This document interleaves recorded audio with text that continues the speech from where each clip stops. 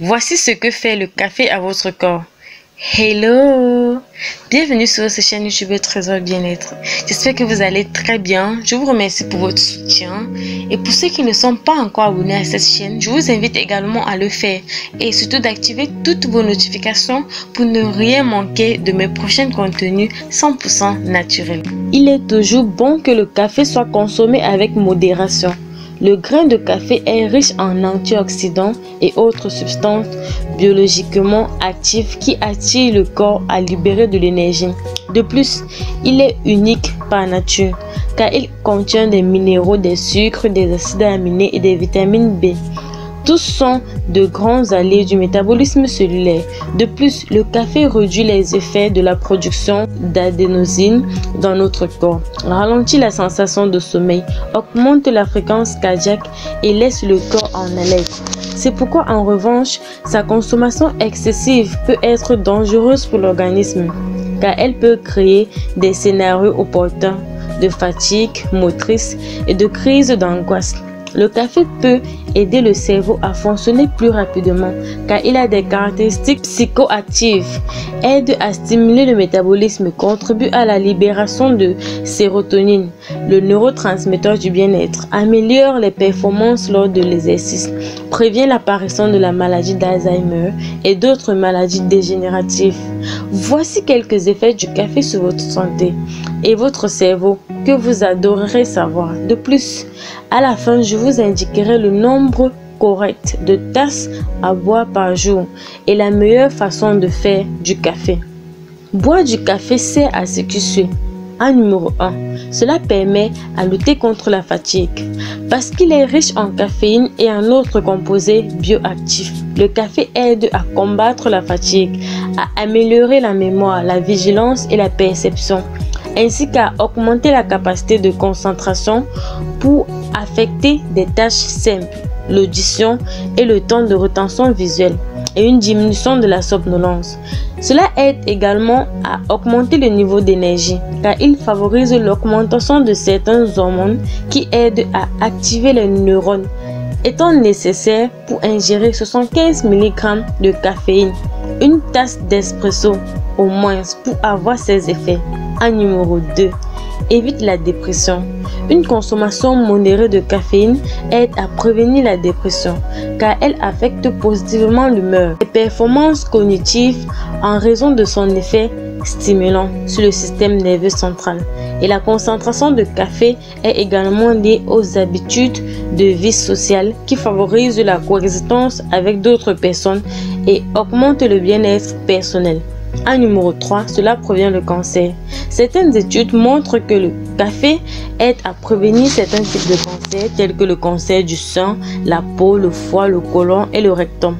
Car il contient des antioxydants tels que l'acide chlorogénique, la caféine, des mélanoïdines et des composés phénoliques qui protègent les cellules contre les dommages, les radicaux libres et réduisent l'inflammation dans le corps. En numéro 4, cela prévient et améliore les maux de tête. Le café aide à réduire et à prévenir les maux de tête car il favorise la concentration des artères dans le cerveau, empêchant ainsi la douleur. En numéro 5, stimule la perte de poids. Certaines études montrent que la consommation de café favorise la perte de poids car il contient plusieurs substances actives qui peuvent affecter et stimuler le métabolisme, comme la caféine, la théobromine, l'acide chlorogénique et la théophylline. Ces composés bioactifs font dépenser plus de calories au corps et ça favorise donc la perte de poids. En numéro 6, améliore la résistance. La caféine augmente les niveaux d'adrénaline dans le sang, améliorant l'endurance et la coordination dans les sports de haute intensité tels que la course, la natation et autres. En numéro 7, protège le cœur.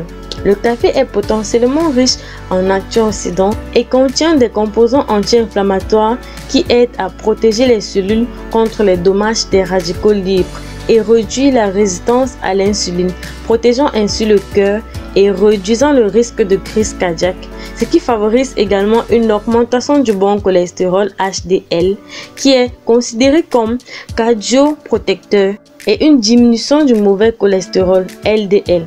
Et la meilleure façon de consommer le café est la suivante.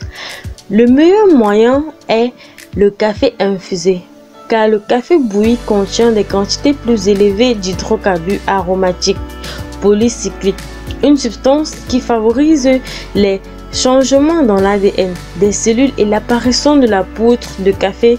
L'ébullition attire plus les substances cancérigènes, ce qui fait que cette boisson bouillie contient 5 fois plus de ces substances que le café infusé.